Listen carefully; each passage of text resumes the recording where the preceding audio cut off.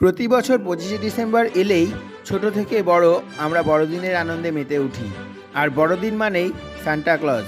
Santa বুড়ো আসবে আর কোনো উপহার দিয়ে যাবে, তেমনটা অনেকেই ভাবে। কিন্তু কে এই সান্টা ক্লজ? ইনি কি কোনো কাল্পনিক চরিত্র, নাকি আসলেই এই মানুষটির কোনো অস্তিত্ব ছিল? সান্টা ক্লজ কোনো কাল্পনিক চরিত্র নয়, বাস্তবেই তার অস্তিত্ব ছিল। তার নাম হলো সেন্ট নিকোলাস। তিনি ছিলেন একজন ধর্মযাজক। এনার জন্ম তুরস্কে। তিনি প্রচুর ধন সম্পত্তির অধিকারী ছিলেন।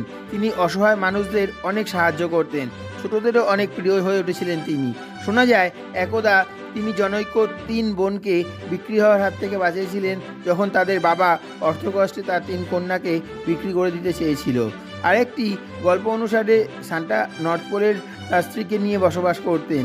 ইউরোপের পাশাপাশি মার্কিন যুক্তরাষ্ট্রেও জনপ্রিয়তা লাভ করেন সান্টা, যাকে দেখলেই ছোট বড় সবার মন ভালো হয়ে যায়।